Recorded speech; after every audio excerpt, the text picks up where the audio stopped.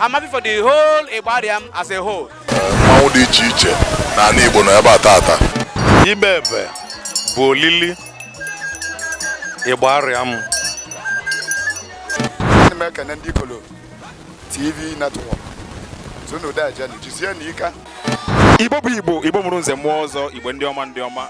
Ekenekwa m onye ikwu wee kene onye nta. Wee na-asị nke onye chiri nyazelu. Afọ m bụ Nnaemeka Ilelu na Chi mana eji uwe akụ wee malụ m. Esi m na ngalaba ikoRotv network ewetara unu ife onyonyo a. Dịka unu na-afụ ọ na-akpọtụ na-afịọ na ebe a na-akpọ ọkalaakwa IGBARIAM maka emume fa na-akpọ ịgba ebe. Dịka nna asị ekwubu oge ọbụla na obodo ọbụla nọ n'ala Igbo nweliri ife ji wee malụfa. Anyị ga na-aga n'ihu na-ewepụtara unu ife nkiri dịgasị iche iche. Unu n'anya ebe unu ga-afụ na mmanwụ dị iche iche nọ n'ebe a ma ijele ma ịzago. Ọ ga-adị mma ka anyị nwetakene mmadụ ịbụọ ma ọ bụ ịtọ ga-akọwala anyị ife bụ ịgba ebe a na-ekwu okwu maka na omenala ọbụla nwere ife ọ na-akọwa. Ekenekwa m unu biko kaba na arụ ka unu na-esonye anyị na ngalaba niile anyị ji agbasa ozi. Anyị nọ na YouTube, Facebook, Instagram, Twitter, anyị nọkwazi ma na TikTok. Ọ na ikoRotv network ka a na-akpa ife ọbụla gbasara omenala Igbo. Ife ọbụla bụ omenala na ọdịnala Igbo bụ na ikoRotv network ka ị ga-enweta ya. Daalụ. ikoRotv network.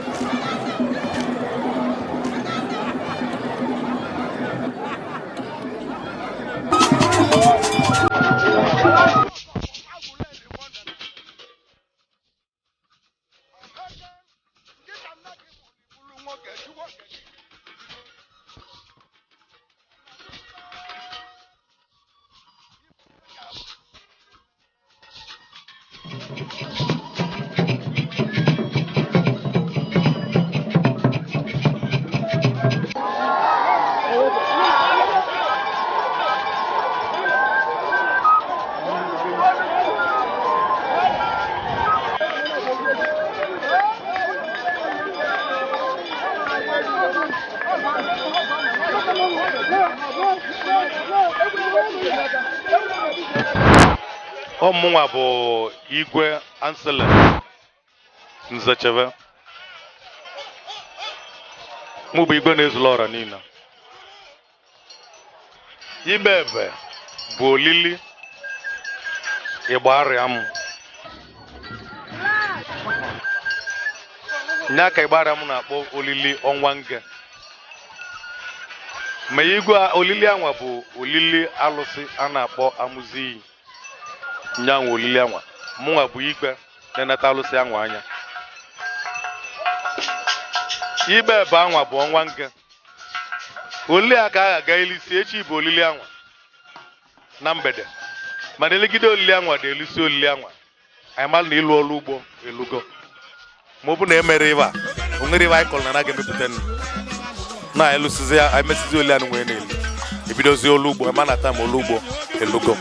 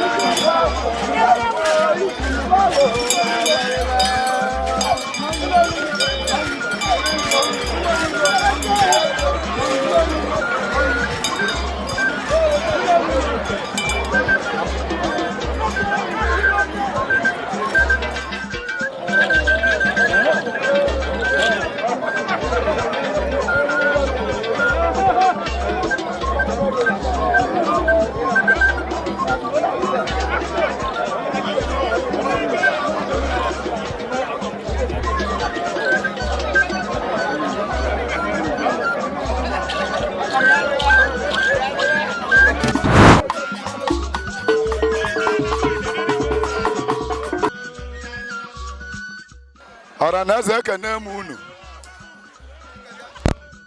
Ọ bụ taa ni bụ ọgbụgba ebe IGBARIAM. Onye na-anụ onu ya bụ mmiri enwe ile ọkala ahụ. Emeka nwa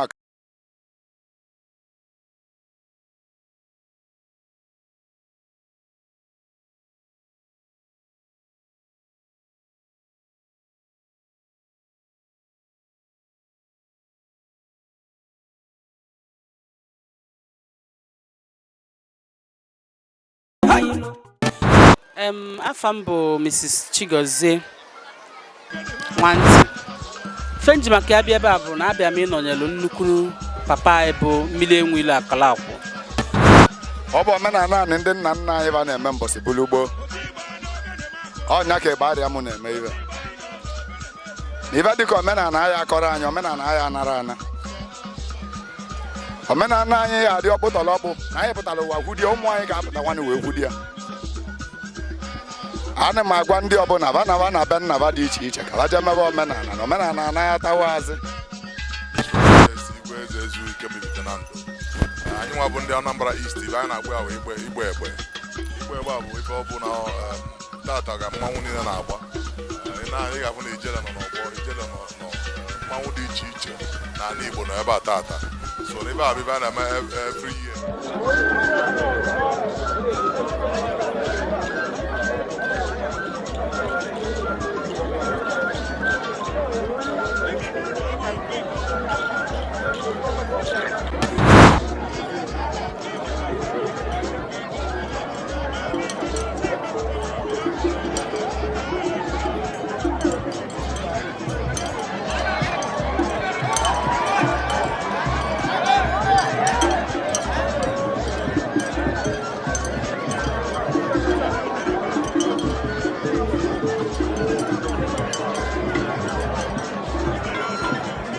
Ị na-anya ifu na ihe anyị bịara ihe a bụ a traditional something. Maka na tradition ga-adị. Anyị nwa akwụkwọ ụmụ tradition ga-adị. Ka anyị solukene tradition ka ọ dịla anyị na mma, maka na ọ tee na anyị mebelụ na anyị na-eje ụka na-eme nke a. Ewelu tradition anyị kpoyi na ana, kpofuo na mmiri, kpoyi n'ọfịa. Ife dị iche iche wee na-emebisi, ife na-emebisi short. Ana m ekene onye ọbụla ọmụka na-akpọ egbe igwe nna m onye ọlụ. Abịalụ nka m kwunyelu ọkwụ m bụ Emeka nwa ọkalọ.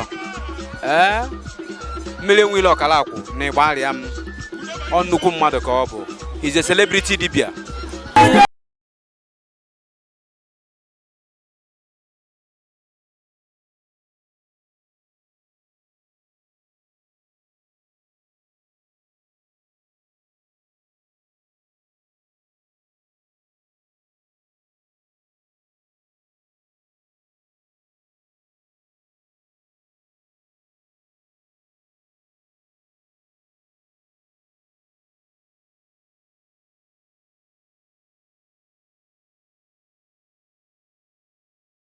Fedimma ga-emela anyị na-asị na ọ ya dịkwalụ mmiri enwe ile ọkala akwụ na mma.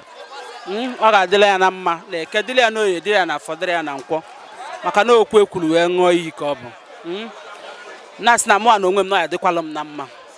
I'm happy for the whole IGBARIAM as a whole. They are wonderful people. They respect culture, tradition, norms, and do's and don'ts of African heritage. I love them. Thank you so much. Egbe Igwe, I remain.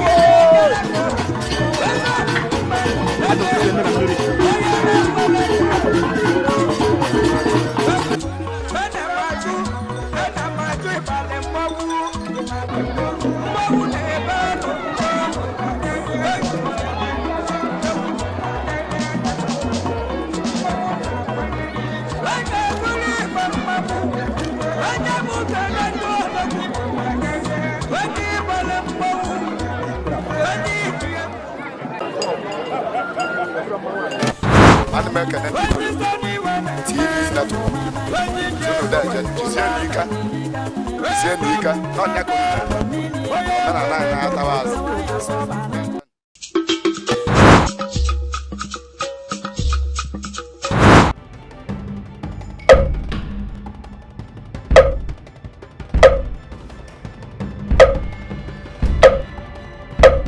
ikoRotv Network.